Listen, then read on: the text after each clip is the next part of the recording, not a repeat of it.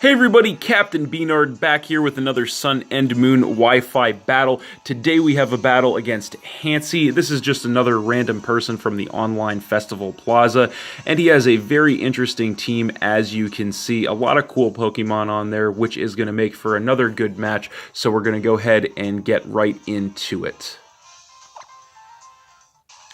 So, looking at the team preview, I was predicting he was going to lead with the Alolan Ninetales to get the Aurora Veil set up turn 1. That is usually what they like to do. So, he actually does end up leading off with it, which is perfect because I decided to lead with my Excadrill.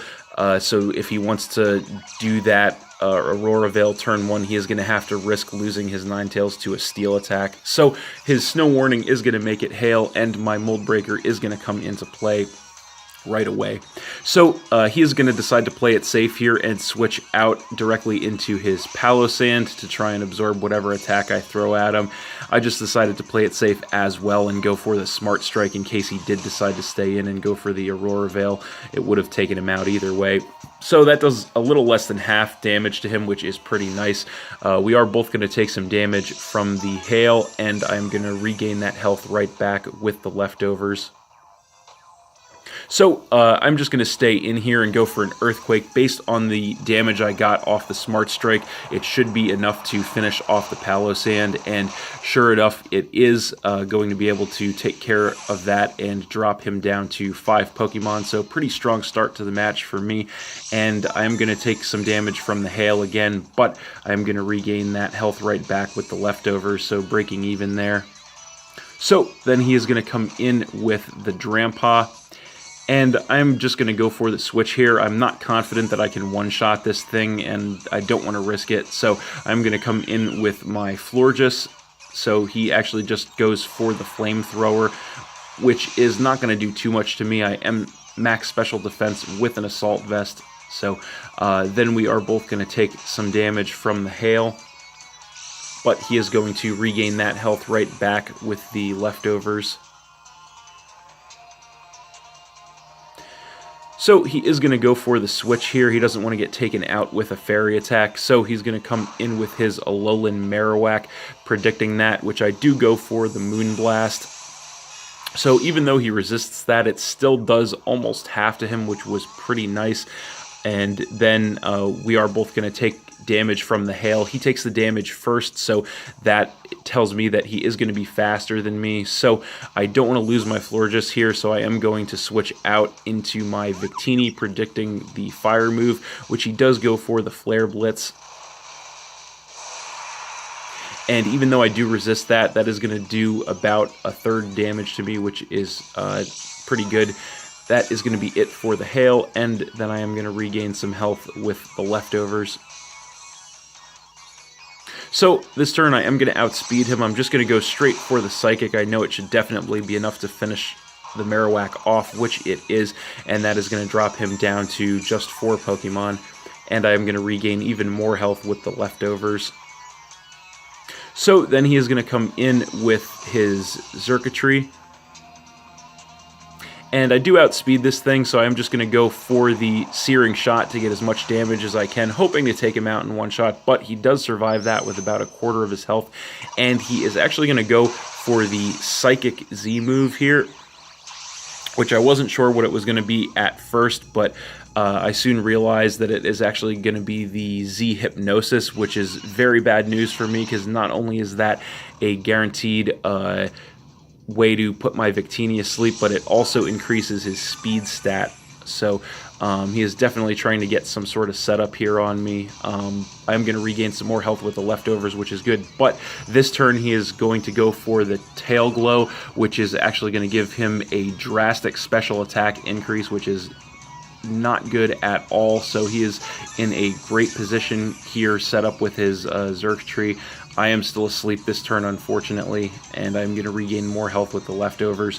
So this turn he is just going to go straight for the Thunderbolt. There is definitely no way I'm going to be able to survive that, so that is going to finish off my Victini and drop me down to 5 Pokemon, and unfortunately he gets a Beast Boost to raise his special attack even farther. So here I'm going to come in with my Excadrill, kind of banking on him not having any attacking moves besides Electric, but unfortunately he does carry Energy Ball. That is his last move on the set, so that is obviously going to be enough to one-shot my Excadrill, dropping me down to 4 Pokemon, and he is going to get another Beast Boost to raise his special attack even farther. So at this point, I really only have one chance left, which is to come in with my Staraptor, and I'm going to get the Intimidate to lower his attack. Not going to matter. So I just kind of have to go for the quick attack here and hope it's going to be enough to finish him off. And luckily for me, it is going to be able to take out the Xurkitree and drop him to 3 Pokemon, which is fantastic. That thing could have easily swept the rest of my team with the setup he had. So Staraptor coming in clutch there, putting me back in the game. So then he's going to come back in with the Alolan Ninetales, get the Snow Warning to make it hail again, and go for the Aurora Veil, the play he was probably anticipating turn 1. So his team is going to have a physical and special defense increase for the next several turns. I'm just going to stay in and go for the Brave Bird to get as much damage as I can. That is going to knock him to about half, even with the Aurora Veil, which was pretty good. I'm going to take Recoil and the Hail damage. So this turn I'm just going to go for a quick attack to get as much damage as I can before he takes me out. I know he's going to outspeed me, so he is just going to hit me up with the Freeze Dry, which is going to finish my Staraptor off and drop me to 3 Pokemon. So then I'm going to come back in with my Florges, and he is going to go straight for the Moonblast here to try and get as much damage as possible. That is not going to do a whole lot again, but he does actually get the special attack decrease, which is terrible for me, because now when I go for the Moonblast, he is actually going to survive that in the red. But luckily for me, I do get a special attack drop of my own, so not too bad, I guess, there, even though I'm going to take more damage from the hail. So he is going to go for another Moonblast this turn here. This time he actually gets a crit on me, which is bad news as well, but I am still able to live that with about a quarter of my health, go for the Psychic, just in case he decided to try and switch into the Beedrill. So that is definitely going to be enough to finish the Ninetales and drop him to 2 Pokemon. So then he is going to come in with the Beedrill, and he is going to go straight for the Mega Evolution into Mega Beedrill. And I stayed in here because at this point in the game I really don't have any switch options for this thing, so I just kind of have to stay in and let him take me out. He's going to go straight for the Poison Jab, which is going to be more than enough to finish off the Florges and knock me down to 2 Pokemon. And that is going to be it for the Hail. So then I'm going to come in with my Chestnut, and he is going to go straight for a Poison Jab again here. I feel pretty confident I can live one since I am max physical defense, and luckily I do just barely survive that with 4 HP. That actually did a lot more damage to me than I thought it would, again being max physical defense on this thing. But luckily for me, it is time to bust out the Z move once again, which is of course the Rock Z move, the Continental Crutch.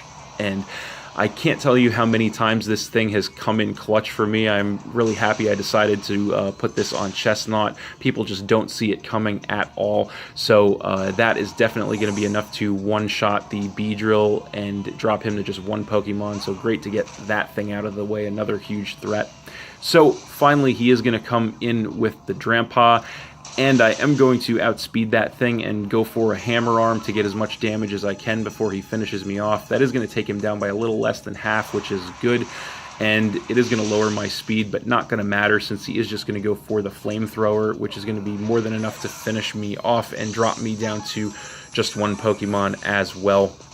And he is also going to regain some more health with the leftovers. So it is down to the wire here. Fortunately for me, my last Pokemon is my Greninja. Good old Ash Ketchum hopefully can come in clutch here. So I know I'm going to outspeed him, and I am just going to go straight for the Ice Beam. The Protein is going to change me to the Ice type, so I get the power boost from that alongside my Life Orb, which is going to be enough to finish off the Drampa.